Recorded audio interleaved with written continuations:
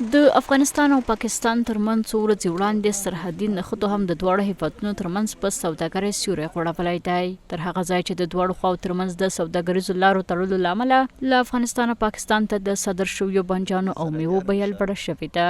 د فرضي دیورند کرښې دواړو خواو ته د سوداګریزو توکو په تیره د خوړو د بروړونکو لاریو چلوونکي د دې لارې پرانیستلو ته سترګې په لاره دي.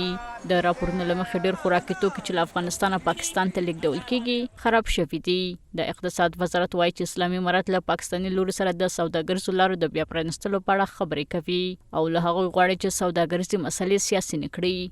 تلاش امارت اسلامی است که تمامی گذرگاه‌ها از جمله گذرگاه ترخم هرچه عاجل باز شود.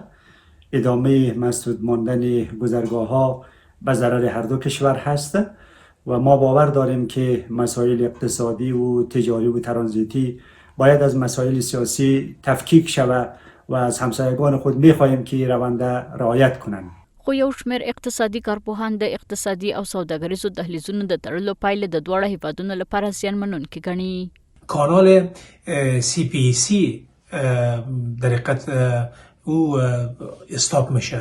کانال سی پی سی یا دهلیز سی پی سی اون چین و پاکستان اکونومیکال کوریدور است که از طریق افغانستان آسیای میانه رو وصل میکنه. چین از طریق افغانستان وصل میکنه و این در حقیقت یک نوع پاکستان یک نوع امتیاز استراتژیک منطقوی میتبرش که هم از میان برداشته میشه.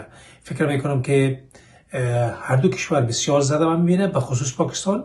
کله چې په دغه برخه کې ستونزه رامنځته شي نو په دواړو هیوادونو باندې خپل تاثیرات لري او دواړه هیوادونه د دغه بندیدو څخه متضرر کېدلی شي. ترڅنګ کې چېرته موږ وګورو په دغه بندر کې ډېر خلک ورځني فعالیتونه ترسره کوي، کارونه کوي او له دې لارې مالي امکانات ترلاسه کوي. کله چې دغه لاره بندیږي یا هم ستونزه پکې رامنځته کېږي نو د دوی خلکو کاروبارونه په ټپه ودرېږي. د افغانستان توکي د پاکستان له لارې هند او د نړۍ نورو بازارونو ته رسیږي، په داسې حال کې چې د پاکستان توکي د افغانستان له لارې منځنۍ اسیا او روسیې ته ځي.